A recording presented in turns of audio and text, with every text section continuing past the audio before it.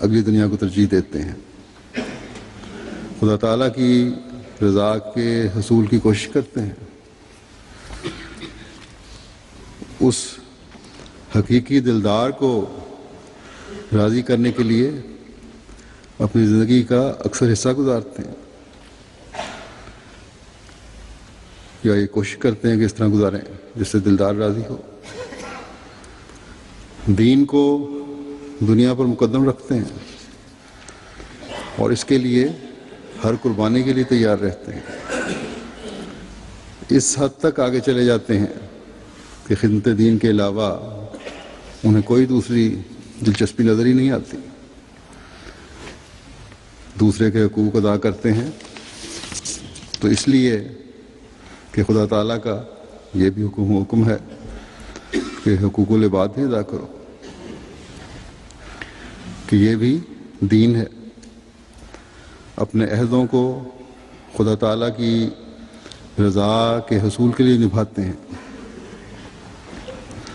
اور اس کے نبھانے کے لیے راستے کی کسی روک کو خاطر میں نہیں لاتے، ان کے سامنے عسر میں، یسر میں، تنگی میں، آسائش میں، بیماری میں، صحت میں صرف ایک مقصد ہوتا ہے کہ میں نے اپنے خدا سے جو عہد کیا ہے اسے پورا کرنے والا بن سکوں، جو امانت میرے سپرد ہے اس کے ادا کرنے کا حق ادا کرنے والا بن سکوں۔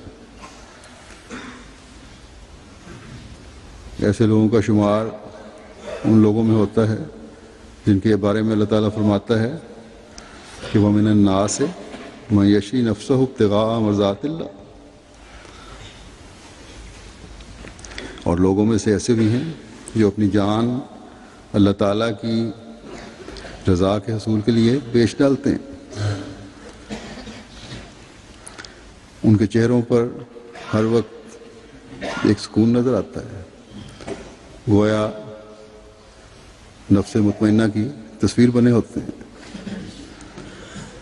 گزشتہ دنوں ان خوبیوں کے مالک ہمارے ایک بزرگ کی وفات ہوئی ہے جو یقیناً جماعت کا عظیم سرمایہ تھے، جن کا نام محترم سید عبدالحی شاہ صاحب ہے۔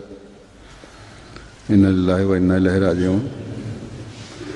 اللہ تعالیٰ ان کو اپنے پیاروں کے قرب میں جگہ عطا فرمائے، اس جماعتی نقصان کو محض اور محض اپنے فضل سے پورا فرمائے، ان کے بے شمار نعم البدل پیدا فرمائے تاکہ احمدیت کا یہ قافلہ اپنی منزلوں کی طرف ہمیشہ اور تیزی سے رواں دواں رہے۔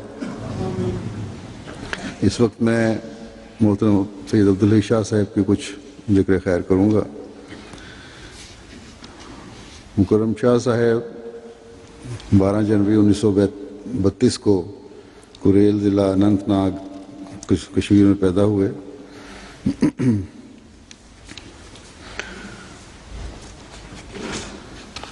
اور پھر یہ قادیان آ گئے تھے، بڑے ہوئے تو، اور قادیان آنے کے بعد پھر وہیں سے جب پارٹیشن ہوئی ہے ہندو پاک کی تو یہ پاکستان آئے۔ ان کی والدہ کشمیر میں ہی تھیں اور ان سے یہ علیحدہ ہوئے ہیں، اور پھر 40 سال کے بعد ان کو جا کے مل سکے۔ 40 سال تک اپنی والدہ کو نہیں مل سکے۔ یہ جدائی انہوں نے دین کی خاطر برداشت کی۔ ان کی مختصر تاریخ یہ ہے کہ ان کے دادا سید محمد حسین شاہ محلہ خانیار سری نگر کے گیلانی سید خاندان کے فرد تھے۔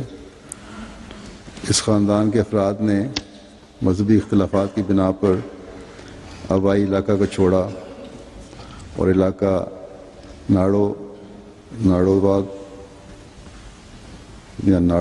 میں مقیم ہو گئے۔ ان کے ایک فرزند تھے سید عبدالمنان شاہ صاحب، جو جوانی میں جنہوں نے بیعت کی اور احمدی ہوئے، بلکہ بچپن میں ہی انہوں نے احمدیت قبول کر لی تھی اور پیری مریدی کو احمدیت پر قربان کر دیا تھا۔ انتہائی عاجزی اور انکساری سے زندگی گزاری انہوں نے۔ تاریخ احمدیت جموں اور کشمیر میں مکرم عبداللہ شاہ صاحب کے متعلق لکھا ہے کہ مکرم سید عبداللہ صاحب شاہد 1941 میں قادیان آئے اور 1945 میں اسلام کے لیے زندگی وقف کر کے مدرسہ احمدیہ میں داخل ہوئے۔ تقسیم ملک کے بعد 1949 میں احمد نگر ضلع جھنگ میں دوبارہ جامعہ احمدیہ میں آئے۔ 1953 میں مولوی فاضل پاس کیا اور پنجاب یونیورسٹی میں اول قرار پائے۔ 1955 میں جامعۃ المبشرین سے شاہد پاس کیا، بعد میں ایم اے عربی بھی امتیاز کے ساتھ پاس کیا اور بڑے تحقیقی کام سر انجام دیتے رہے۔ خدام احمدیہ میں بھی ایک لمبا عرصہ ان کو خدمت کا موقع ملا۔ ماہنامہ انصار اللہ کے اور مجلہ جامعہ کے مدیر رہے 2-3 سال۔ پرنٹر خالد و تشیز الاذہان بھی رہے تقریباً 12-13 سال۔ ضیاء الاسلام پریس کے مینیجر اور پرنٹر رہے۔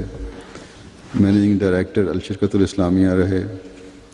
صدر بورڈ الفضل تھے۔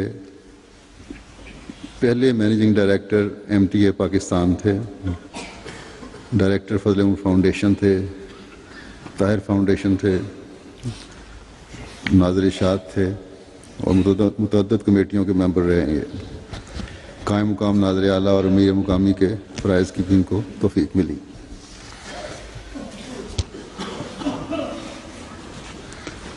کشمیری زبان میں ترجمہ قرآن کی نظر ثانی کی توفیق پائی۔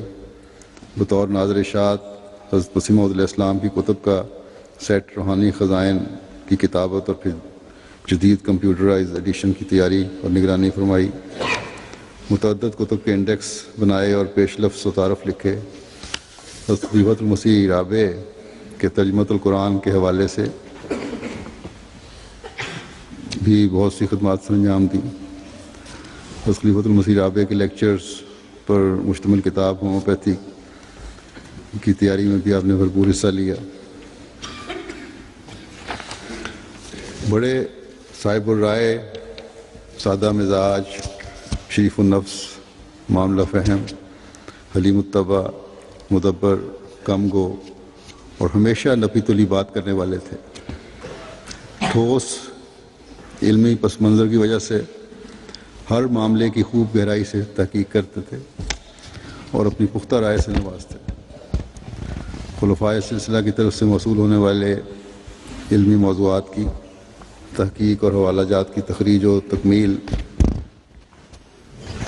کو